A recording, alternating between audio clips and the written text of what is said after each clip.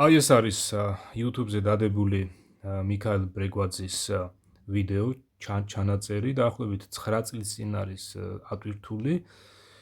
ნახვა აქვს აგერ 6400 და 88 მოწონება და 11-მდე კომენტარი. საქმე იმაშია, რომ ესე იგი თვითონ აი ეს ფაქტი, რომ ადამიანები უყურებენ აი ასეთ ვიდეოებს და თვითონ არ ამოწმებენ ინფორმაციას და ასე ბრმად, სავარაუდოდ ბრმად ესე უწონებენ, ასე ვთქვათ, ვინც ამას აკეთებს. აი ესეც არის ძალიან დიდი პრობლემა, იმიტომ რომ ნებისმიერი ჩვენგანი, რომელიც ვისმენთ ასეთ მნიშვნელოვან საკითხებზე სხვადასხვა ინფორმაციებს, აუცილებლად ეს უნდა გადავამოწმოთ, თუ კი ჩვენ გვაქვს ამისი გადამოწმების საშუალება და ამ შემთხვევაში ბატონი მიქაელი საუბრობს ისეთ საკითხზე, რომლის გადამოწმების საშუალება გვაქვს, ხო, ჩვენ, ესე იგი, აგერ ბიბლია არსებობს, გადავშლით, შევისწავლით და გავიგებთ ბატონი მიქაელი სიმართლეს ამბობს თუ არ ამბობს. ეხლა მე მინდა მოგასმენინოთ კონკრეტულად ეს, ესე იგი, თქვენ შეგიძლიათ აგერ მოიძიოთ ეს ვიდეო და სრულადაც უყუროთ. მე მოგასმენით აი იმ მონაკვეთს, სადაც იგი საუბრობს ამ ტაძრების თემატიკაზე და არგუმენტად მოყავს ტყუილი, რომ თითქოს ბარნაბამ თავისი სახლი გადასცა ქრისტიანებსო, რათა ტაძრად გამოეყენებინათო.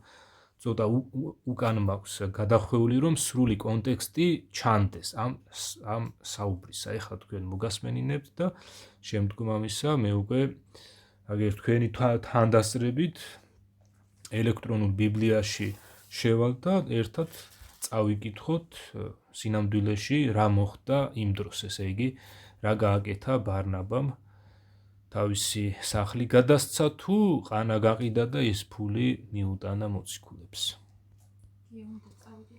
ზიარებაზე რომ არ მოხვიდეთ, ნაჭამი და ნასვამი. რას გულისხმობს ეს? და დასძენს იქვე, რომ ამით თქვენ შეურაცხყოფთ ღვთის ეკლესიას.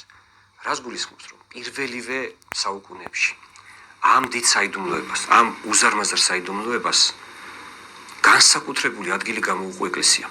ეს არ იყო, როგორც ახლა ბევრ თქვათ ქრისტიანულ მიმდევრობებს გონიათ, რომ ეს შეიძლება გაკეთდეს სახლში, შეიძლება გაკეთდეს სადღაც ტყეში, გარეთ, სტადიონზე, ხშირად გვინახავს ეს ჩვენ.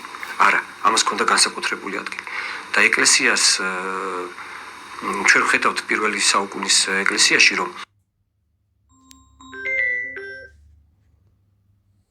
მორწმუნეებმა, რადგან ტაძრის ფორმის ეკლესიები არ არსებობდა, არქიტექტურულად დახვეწილი ეკლესიები არ არსებობდა, თავის საკუთარ სახლებს გადასცემდნენ ეკლესიებს და ის უკვე აღარავის სახლი არ იყო, ის იყო შეწირული უფალზე და ის იყო უფლის ეკლესია. ამიტომაც დღევანდელ დღეს კვერეკში ჩვენ შემოგრჩა უძველესი სახე აი ამ ეკლესიის სახელწოდებისა და ამ ეკლესიაზე ლოცვისა. როდესაც ჩვენ კვერეკში ვამბობთ წმინდი სამი სახლისათვის და სარწმუნოებით მკვიდრთა მათჩინა უფლის სამმართველოდ. წმინდა სახლს უწოდებ ჩვენ დღევანდელ ტაძარს, რომელიც შეწირულია უფალზე. ძველად ეს იყო საკუთარი სახლი, მაგალითად აღწერილია სახარებაში, რომ ბარნაბა მოციქულმა საკუთარი სახლი გადასცა უფლის ეკლესიას. და ის უკვე აღარ იყო მის საკუთარი სახლი. ის უკვე იყო საზოგადოდ ეკლესია. მერე დრო რო გადიოდა ამ წმინდა ადგილებს ამკობდნენ, რა თქმა უნდა, გარედან რო იტყვიან ესე გუმბათებით, სიმბოლური კედლებით და უკვე საუბარი აქ ისეთ არქიტექტურაზე, რომელიც პირდაპირ ლაპარაკობს თუ რა არის უფლის სახლი. გარეგნულადაც რო ეს იყოს ადვილად შესამჩნევი. იმიტომ რომ სახარებაში ჩვენ პირდაპირ გვაქვს ბრძანება უფლისა, რასაც სამწუხაროდ ძალიან ცუდად არღვევენ ზოგიერთი ქრისტიანული მიმდევრები, სახლით სახლად დადიან და ასე თქვათ აწუხებენ ხალხს. პირდაპირ წერია, სახლიდან სახლად მომიხვალთ. თუ ვინმეს ნახავთ რჩეულს, მასთან გაჩერდით და თუ ვინმეს მოსვლა უნდა იქნოვა. და ასე არის დღესაც საქართველოში და სხვა ქრისტიანულ ქვეყნებში, რომ სადღაც ყველაზე საპატიო ადგილზე შენდება უფლის სახლი და მე ვისაც უნდა იმათ ტაძარში მივა. თუ გაეხლა ადამიანი არ არის ავად, არ არის საჭირო ხა იმასთან სახში მიხვიდე და სახარებას იავრცელო. პირიქით უნდა იყოს რაღაცა პროფესიონალური ადგილი, სადაც ადამიანი ყოველთვის იქ ადაგებს. ხო, ესე იგი საკმარისია, რაც მოусმინეთ. ეხლა მე მინდა აგერ თქვენი თანდასრებით ბიბლია გადავშალო, ელექტრონული ბიბლია და გაჩვენოთ რეალურად. ესე იგი, გაჩვენოთ რეალურად რა გააკეთა ბარნაბამ. თავისი სახლი გადასცა ქრისტიანებს, რომ ტაძრად გამოეყენებინათ, თუ თავისი ყანა გაყიდა და ის საფასური მიუტანა მოციქულებს. ეხლა მიქაელ ბრეგვაძე ამბობს, რომ სახარებაში წერიაო ესო. ამას ეხლა დიდი მნიშვნელობა არ აქვს ეს.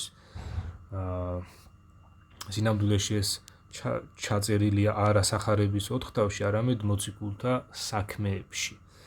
აი აგერ თქვენ ხედავთ, ეს არის ელექტრონული ბიბლიის ერთ-ერთი ვერსია, აპლიკაცია, რომელიც შეგიძლიათ Play Store-დან გადმოწეროთ, გარკვეულ ხარვეზებს შეიცავს ეს აპლიკაცია, გარკვეული ადგილები არის, ასე ვთქვათ, გარკვეული ადგილები ამ აპლიკაციას აკლია, თუმცა მე მაინც ვიყენებ ამ აპლიკაციას კონკრეტულად აი ასე საძიებო სისტემა კარგი აქვს და ამ თვალსაზრისით მაინც ვიყენებ. ეხლა ამ შემთხვევაში ეს აპლიკაცია გამოგვადგება ჩვენ, შეგიძლიათ აგერ თქვენც მიადევნოთ თვალი და მოდით ერთად წავიკითხოთ რა არის ჩაწერილი აი აქ, ესე იგი. საუბარია რაზე, ესე იგი, მოციქულთა საქმეებში, ეს არის ბიბლიის ერთ-ერთი შემადგენელი წერილი, მოციქულთა საქმეები, ბიბლიის 4 თავის შემდეგ არის ეს მოციქულთა საქმეები. აი უყურეთ, ეს ხო არის მათე, მარკოზი, ლუკა, იოანე და ეს არის მოციქულთა საქმენი. შევალთ აი აგერ მეოთხე თავზე გადავშლით და ეს სულ ბოლო ნაწილში არის ამაზე ინფორმაცია ჩაწერილი. წავიკითხავ აი აქედან 33 მუხლიდან. მოციქულები დიადი ძალით მოწმობდნენ უფალ იესო ქრისტეს აღდგომას და იყო დიდი მადლი ყველა მათგანზე. არავინ იყო გაჭირვებული მათ შორის, ვინაიდან მიწა-წყლისა თუ სახლების მფლობელნი ყიდდნენ მათ და გაყიდული საფასური მიჰქონდათ. მოციქულების ფერხთით დებდნენ მას და ეძლეოდა თვითვეულს, ვისაც რა სჭირდებოდა. ასე იოსებმაც მოციქულების მიერ ბარნაბად წოდებულმა, რაც თარგმანით ნიშნავს ნუგეშის ძეს, ლევიტელმა, წარმომავლობით კიპროსელმა, გაყიდა თავისი ყანა, მოიტანა ფული და მოციქულების ფერხთით დადო. სულ ეს არის აი ეს ამბავი. და მე უკვე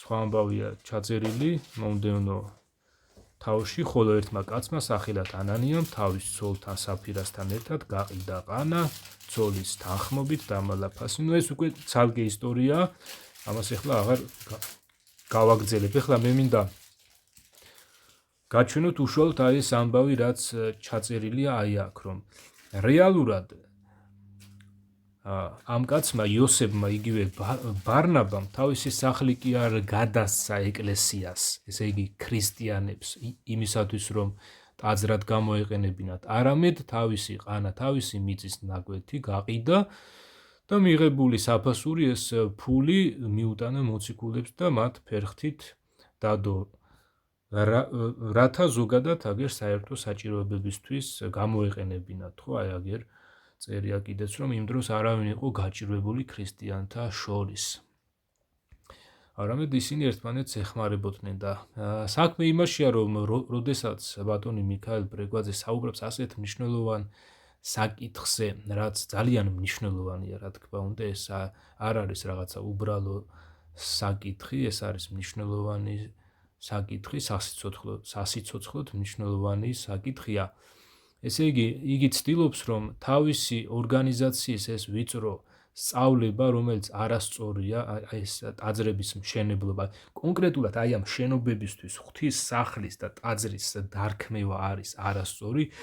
ეს არის ანტიქრისტიანული და მიქაელ ბრეგვაძე ცდილობს, რომ აი ამ ტყუილით გაამართლოს ეს მათი ორგანიზაციის ტაძრები და აი ეს არის, რა თქმა უნდა, არასწორია, სახიფათოა. ეხლა ეს კაცი ამას შეგნებულად აკეთებს თუ რაღაცა არასწორად ახსოვდა ეხლა ამას, მე ვერ ჩავეძიები, მით უმეტეს რომ ამ კაცს გამოხმაურება არ ესე იგი არსად მოუხმე, არ მახსოვს რომ ამ კაცს ბოდიში მოეხადა ამ საუბრისთვის, რომ მან შეგნებულად თუ შეუგნებლად მოიტყუა და ესე იგი ზოგადად ამ კაცს ბოდიში არ მოუხდია. მე ასეთი მისი მსგავსი რაიმე გამოსვლა არ მახსოვს, რომ ბოდიში მოეხადა ამ ჩანაწერის გამო.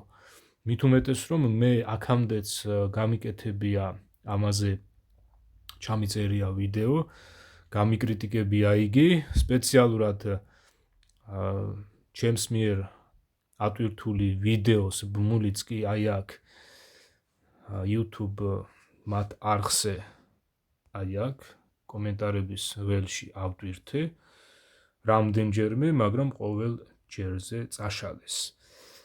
საქმე იმაშია, რომ ეხლა ამას რო დააკვირდეთ, შეხედეთ, ესე იგი 6400 ნახვა აქვს, ხო? 88 მოწონება აქვს, ხო? და აი ასეთი სასიცოცხლოდ მნიშვნელოვანი საკითხია, რომელიც ეხება ჩვენს გადარჩენას, იესო ქრისტეს სარწმუნოებას და ამავე დროს აი იესო ქრისტეს სარწმუნოების უგულებელყოფას და რაღაცა გამოგონილი არასწორი სწავლების გავრცელებას ეხება საქმე. ეს კაცი ამას აკეთებს, რომ ამ არასწორ მოძღვრებას ავრცელებს, ბიბლიიდან დამახინჯებულად არასწორად ესე იგი იტყუება და ვითომ ბიბლიას ეყრდნობა და ამ დროს რაღაცა გამოგონილ ამბავს თხზავს, რაც არ შეესაბამება ბიბლიის სწავლებას, იგი ცდილობს, რომ აი ამით გაამართლოს თავისი ორგანიზაციის ტაძრები, რაც რა თქმა უნდა დაუშვებელია, არასწორია და ამიტომაც არის, რომ თქვენ მსმენელები ვინც ხართ, ეს აი ასეთი ინფორმაციები უნდა გადაამოწმოთ. თქვენ არ უნდა გეგონოთ, რომ თითქოს აი ეს მიქაელ ბრეგვაძე თუ ვთქვათ, რომელიმე საპატრიარქოს ორგანიზაციის რომელიმე სხვა წარმომადგენელი, რომელიც აი ასე თითქოს და შეუვალად საუბრობს, თქვენ არ უნდა იფიქროთ, რომ ესენი მცოდნეები არიან, ყველაფერი უნდა დაუჯეროთ, არაფერი გადაამოწმოთ და ყველაფერზე თავი დაუქნიოთ და მოწონებები დაუწეროთ. ეხლა ამ 6400 ადამიანიდან რამდენმა გადაამოწმა ეს ინფორმაცია მე არ ვიცი, მაგრამ დიდად სავარაუდოა, რომ აი ამ 88 მომწონებლიდან, რაც აი აქ მოწონებებია, სავარაუდოდ მათმა უმრავლესობამ ეს ინფორმაცია არ გადაამოწმა. ნუ რო გადაემოწმებინათ, ალბათ ხო არ დაუწერდნენ ამ მოწონებას. მოწონების ნიშანს არ დააჭერდნენ, ასე ვთქვათ, ხო? ესე იგი, თქვენ მსმენელები, ვინც უსმენთ ამა თუ იმ ადამიანს, რომელიც საუბრობს ასეთ მნიშვნელოვან სასიცოცხლოდ მნიშვნელოვან ქრისტიანულ საკითხებზე, აუცილებელია, რომ თქვენ გადაამოწმოთ ინფორმაციები ბიბლიაზე დაყრდნობით. ესე იგი, ბიბლია უნდა აიღოთ და თქვენ თვითონვე უნდა ისწავლოთ, რათა ვინმემ შეცდომაში არ შეგიყვანოთ. ამავე დროს ერთი ძალიან მნიშვნელოვანი რამ, რაც მინდა ვთქვა, არის ის, რომ თვითონ ბიბლია დაწერილი არის იმისათვის, რომ ღმერთი ბიბლიის მეშვეობით დაგველაპარაკოს აბსოლუტურად ყველა ადამიანს, ყველა ადამიანსაც, ყველა ქრისტიანსაც და ღმერთი მხოლოდ და მხოლოდ ბიბლიის მეშვეობით გვაწვდის დღევანდელობაში ინფორმაციას. და ამავე დროს ნიშანდობლივია ისიც, რომ როდესაც აი აგერ გადავშლი ახლა მე ისევ იგივე აპლიკაციას და ეს არის იოანეს სახარება, იოანეს სახარების მე-20 თავზე გადავშლი და ბოლო მუხლებს წაგაკითხებთ. ესე იგი, რატომ დაწერა იოანემ, ესე იგი ღმერთმა რატომ დააწერინა იოანეს აი ეს წერილი. აი აქ ბოლო მუხლებში იოანე წერს ასეთ რამეს, რომ ბევრი სხვა სასწაულიც ქნა იესომ მოწაფეების წინაშეო, რომლებიც არ დაწერილა ამ წიგნშიო. ესენი კი დაიწერა, რათა ირწმუნოთ, რომ იესო არის ქრისტე ძე ღმრთისა და მორწმუნეებს გქონდეთ სიცოცხლე მისი სახელითო. რას ნიშნავს ეს? დააგვირდით, ესე იგი, ამ წერილის დაწერის მიზანი არის ზუსტად ეს პირდაპირ იოანე მოციქული ამას პირდაპირ გვწერს, რომ ესე იგი, თქვენო წამკითხველებო, ვინც ამას წაიკითხავთო, ირწმუნოთო იესო ქრისტესიო და ამ რწმენით გექნებათ სიცოცხლე მისი სახელითო. ესე იგი, თვითონ ზოგადადაც ბიბლიის დაწერის მიზანი რაც არის, ხო, ეს თვითონ ბიბლიაშივე არის მოცემული. აგერ პირდაპირ იოანე მოციქული გვწერს, რატომ ჩაიწერა იესოს ეს ამბები, რომ ჩვენ წამკითხველებმა ეს წავიკითხოთ, ვირწმუნოთ და ამ რწმენით, ესე იგი იესო ქრისტესადმი რწმენით ჩვენ გვექნება სიცოცხლე. ესე იგი ხსნა და გადარჩენა, ჩვენი სულის ხსნა არ არის დამოკიდებული სხვადასხვა რელიგიურ ორგანიზაციებზე, არამედ დამოკიდებულია მხოლოდ იესო ქრისტეზე და მის სწავლებაზე, მის მოძღვრებაზე, რომელიც სწავლებაც ჩაწერილია მხოლოდ და მხოლოდ აქ ბიბლიაში და დღეს აბსოლუტურად ყველა ადამიანს იესო ქრისტეს შესახებ ეს ორიგინალი სწავლება მოცემული გვაქვს ბიბლიაში. ესე იგი, მეც ღმერთი ბიბლიიდან მელაპარაკება, თქვენც აგერ მიქაელ ბრეგვაძესაც ღმერთი ბიბლიიდან ელაპარაკება, მაგრამ განსხვავება ის არის, რომ ჯერჯერობით ბატონი მიქაელი ღმერთს არ უსმენს და უსმენს იმ, ასე ვთქვათ, რელიგიურ ორგანიზაციას, რომელიც პირდაპირ ანტიქრისტიანულ პროპაგანდას ეწევა ქართულ მოსახლეობაში და აუცილებს არასწორ წარმოდგენებს, ზღაპრებს, ცრუ ინფორმაციებს ასეთ მნიშვნელოვან საკითხებზე. ჯერჯერობით ბატონი მიქაელი ასეთ განწყობაზეა. ჩემი სურვილი არის ის, რომ მან მიუკერძოებლად წაიკითხოს ბიბლია, ისწავლოს და დაუჯეროს მხოლოდ და მხოლოდ ჩვენს უფალს იესოს და მიიღოს იესო ქრისტეს სარწმუნოება ისე, როგორც ქრისტეს წერილშია მოცემული და არა ისე დამახინჯებით, როგორც ამას საპატრიარქოს ორგანიზაცია ასწავლის. ეხლა მე მინდა ბარემ აქ ვარ და ერთი მნიშვნელოვანი რამ მინდა წაგაკითხოთ თქვენს ამ ტაძრებთან დაკავშირებით, აგერ მოციქულთა საქმეების წიგნში მე-17 თავში ჩაწერილი არის ქრისტეს მოციქულის პავლეს ქადაგება ქალაქ ათენში ბერძნებთან, სადაც იგი მიმართავს იქ შეკრებილ მოსახლეობას და მე მინდა ეს წავიკითხო, რამდენიმე მუხლი მინდა წავიკითხო პავლე მოციქულის ამ ქადაგებისა. დადგა პავლე შუა არეოპაგში და თქვა, ათენელებო, ყველაფერი რასაც ვხედავ იმას მოწმობს, რომ ძალზე მორწმუნენი უნდა იყოთ, ვინაიდან როცა ქალაქი დავიარე და დავათვალიერე თქვენი ტაძრები, ვნახე ერთი სამსხვერპლოც, რომელსაც აწერია უცნობ ღმერთს. მეც სწორედ იმას გახარებთ, ვისაც შეუცნობლად ეთაყვანებით. ღმერთი სამყაროსა და ყოველივე სამყაროულის შემომქმედი ცისა და მიწის უფალი ხელთქმნილ ტაძრებში როდი მკვიდრობს, ესე იგი არ მკვიდრობსო და არ მოითხოვს მსახურებას კაცთა ხელით თითქოს რაიმე სჭირდებოდეს, არამედ ყველას თვითონ ანიჭებს სიცოცხლეს, სუნთქვას და ყოველივეს. და მე აგრძელებს ამას ქადაგებას, თქვენ შეგიძლიათ მთელი ეს ქადაგება თქვენ თვითონვე წაიკითხოთ. მე ეს იმიტომ წავიკითხე, რომ აქ პავლე მოციქული მიმართავს ათენელებს, ათენელები მართლაც რელიგიურები იყვნენ და მათ ჰქონდათ მრავალი ტაძარი აშენებული და ერთ-ერთი ტაძარი ჰქონდათ აშენებული უცნობი ღმერთის სახელზე.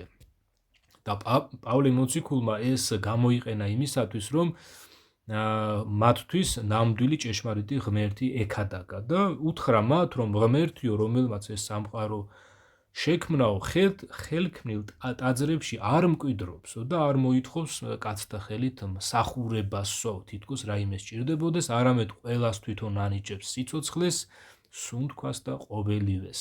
აი ეს არის ძალიან მნიშვნელოვანი, იმიტომ რომ ესე იგი თვითონ პავლე მოციქული და სხვა მოციქულებიც ქადაგებდნენ იმას, რომ ღმერთს არ ჭირდება ჩვენი ხელით აშენებული ტაძრები. და მით უმეტეს პავლე მოციქული და სხვა მოციქულები არ დაიწყებდნენ ცალკე რაღაცა სხვა ტაძრების მშენებლობას და ამ ტაძრებს არ მიაწერდნენ იესო ქრისტეს სახელს, იმიტომ რომ მოციქულები უკვე იმთავითვე ღმერთის ნებას ასრულებდნენ და ადამიანებს ახარებდნენ იესო ქრისტეს სახელს და იესო ქრისტესადმი რწმენას და ამავე დროს მოციქულები აკრიტიკებდნენ სხვადასხვა ხალხთა უკვე არსებულ რელიგიებს, მათ ტაძრებს აკრიტიკებდნენ და ეუბნებოდნენ, რომ ღმერთი არ მკვიდრობს ადამიანის ხელით აშენებულ ტაძრებში და არც რაიმე მსახურებას მოითხოვს ადამიანთა ხელიდანო. ამიტომაც არის, რომ თვითონმა თქვენგანმა, ჩვენგანმა ყველამ, ესე იგი, ჩვენ თვითონ უნდა ვკითხულობდეთ ღვთის წერილს, რათა ჩვენ აი ამ პირველ წყაროდან მივიღოთ სწორი ინფორმაცია, რას გველაპარაკება ღმერთი. ამავე დროს მე მინდა წაგიკითხოთ მოკლედ ესაია წინასწარმეტყველის წიგნიდანაც, ესე იგი, ხო, 66 თავში, ესაია წინასწარმეტყველის 66 თავში აგერ ღმერთი რას ეუბნებოდა იმდროინდელ ადამიანებს, რომ ასე ამბობს უფალი, ცა ტახტია ჩემი და ქვეყანა კვარცხლბეკი ჩემი, ესე იგი ჩემს ფეხთა სადგამია მიწაო. სად არის სახლი, რომელსაც მიშენებთ მე და სად არის ადგილი ჩემი დასავანებელი? ჩემმა ხელმა შექმნა ეს ყოველივე და ასე გაჩნდა ეს ყველაფერი, ამბობს უფალი. აი ვის მივაპყრობ მზერას, გლახაკს და სულ გამწარებულს, ჩემი სიტყვების მოშიშს. აი აქ გავჩერდები. ესე იგი, ღმერთი თვითონვე ამბობს, რომ ეს ყველაფერი მე შევქმენიო და არ მჭირდება თქვენი ხელით აშენებული ტაძრებიო.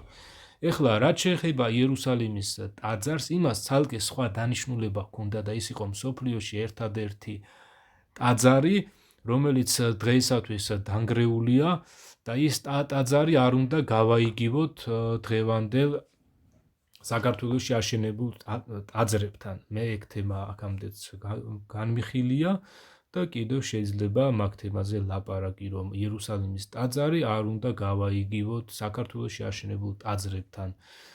ღმერთისგან თავის დროზე იყო კონკრეტული მითითება დადებული, რომ არავის ჰქონდა უფლება სხვაგან აეშენებინა ტაძარი გარდა იერუსალიმის ტაძრისა.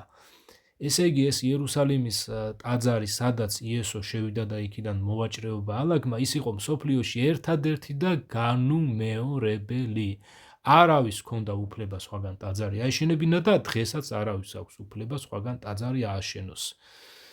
ასე რომ, ამასაც უნდა მივაქციოთ ყურადღება და არ უნდა გქონდეს ჩვენ ბიბლიის ფრაგმენტალური ცოდნა. აქა-იქ ამოკითხულებით არ უნდა გვეგონოს, რომ აი თუ კი თქვენ სახარების 4 თავში ამოიკითხავთ, რომ იესო შევიდა ტაძარში და იქიდან მოვაჭრეობა ალაგმა, თქვენ არ უნდა იფიქროთ, რომ არ იქა ეს პირდაპირ შეესაბამება საქართველოში აშენებულ ტაძრებს, რომ ეს სვეტი ცხოველს, ალავერს, გრეემს თუ ასე შემდეგ.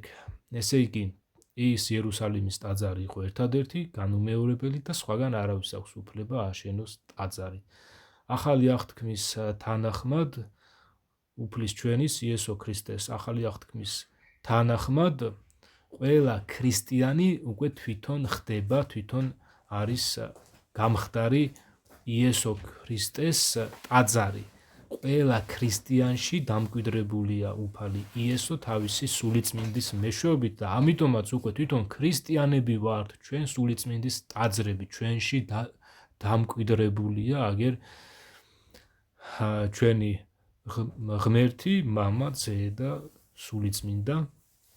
თვითონ ეს იესომაც თქვა, რომ ესე იგი ვინც დაიცავს მის მცნებებს, ვინც მის სწავლებას დაიჯერებს და ირწმუნებს, ესე იგი მე და მამა მივალთო და მასში დავიდებთ ბინასო.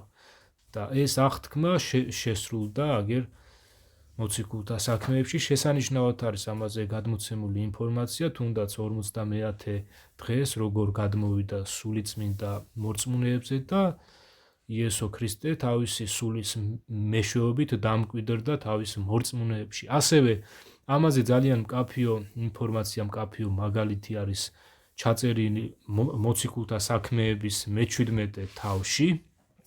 აი აგერ ამასაც გაჩვენებთ და დაგემშვიდობებით. მე-17 თავი, ესე იგი მოციქულთა საქმეების მე-17 ბოდიში მე-10 თავი. ესე იგი მოციქულთა საქმეების მე-10 თავში არის ძალიან კონკრეტული მაგალითი ჩაწერილი იმისა, თუ როგორ ხდება იესო ქრისტეს დამკვიდრება მის მორწმუნეებში. მე-10 თავში აღწერილია ერთი იტალიელი კაცის სახელად კორნელიუსის და მისი ახლობლების გაქრისტიანების ამბავი. ეს თქვენ თვითონვე უნდა წაიკითხოთ, ეს არის პრაქტიკული მაგალითი იმისა, როგორ ხდება ადამიანის გაქრისტიანება. თქვენ შეგიძლიათ მთელი ეს თავი წაიკითხოთ. აქ საუბარია იმაზე, რომ პეტრე მოციქული მივიდა კორნელიუსთან და მის ახლობლებთან, მათ უქადაგა იესო ქრისტეს ამბავი და როდესაც პეტრე მათ ელაპარაკებოდა, სულიწმინდა გადმოვიდა ყველა მსმენელზე და თავად იესომ თავისი ეს მორწმუნეები, მსმენელები მონათლა სულიწმინდით. აი აგერ პეტრე ელაპარაკება კორნელიუსს და მის ნათესავებს და ამბობს, ხო? ბოლო ნაწილს წავიკითხავ.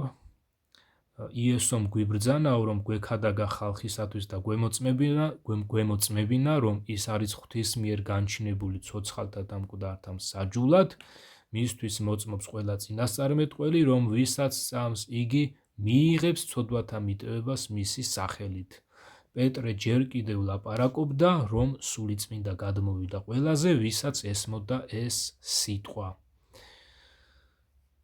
წინა დაცვეთილ მორწმუნეებს, რომლებიც პეტრეს მოჰყვნენ, უკვირდათ, რომ წარმართებსაც მიეფინათ სულიწმინდის ნიჭი, რადგან ესმოდათ, როგორ ლაპარაკობდნენ ისინი სხვადასხვა ენაზე და ადიდებდნენ ღმერთს. აი ეს არის მნიშვნელოვანი, რაც ეხლა ამჟამად მინდოდა მეთქვა, ესე იგი, რომ იესო ქრისტეს დამკვიდრება მის მორწმუნეებში ხდება ზუსტად აი ადამიანი რო აიღებს ბიბლიას, იესო ქრისტეს ამბავს რო ისწავლის და დაიჯერებს, მასში მკვიდრდება იესო ქრისტეს სული და სწორედ აი ასეთ მორწმუნეში მკვიდრდება სულიწმინდა და ასეთი მორწმუნე ხდება სულიწმინდის ტაძარი.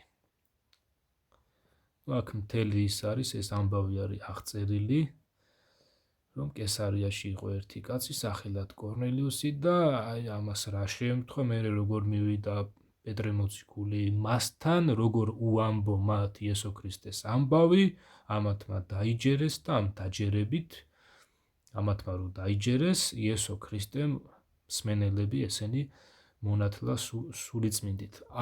ამჟამად სულ ეს იყო, რაზეც მინდოდა მესაუბრა. თუკი თქვენ რა თქმა უნდა მიიღებთ ამის სარგებელს ამ ინფორმაციების მიღებით, ეს თქვენთვისვე იქნება რა თქმა უნდა კარგი. აიღეთ ბიბლია ხალხო და თქვენ თვითონვე ისწავლეთ, ჩააბარებთ თქვენს გადარჩენას სხვადასხვა რელიგიურ ორგანიზაციებს, ნურც ამ საპატრიარქოს ორგანიზაციას, ნურც იეჰოვას მოწმეთა ორგანიზაციას, ნურც რომელიმე სხვა რელიგიურ ორგანიზაციას. აგერ თქვენ თვითონ აიღეთ ეს პასუხისმგებლობა, ბიბლია ისწავლეთ, კითხვა ვინც იცით, ვინც არ იცით, ისწავლეთ, წაკითხვა, აგერ მოусმინეთ, აუდიო ვერსიებიც არის და დაიკომპლექსებთ თავს, რომ თითქოს თქვენ რაღაცას ვერ გაიგებთ, აგერ თქვენ კი არ, აგერ მიქაელ ბრეგვაძეს თქვენ რომ ვიღაცეებს რომ გონიათ, რომ ეს კაცი განსწავლულია და ძალიან დიდი მცოდნეა და რაღაცა, აგერ ასეთ ტყუილებს აფრქვევს. ხო და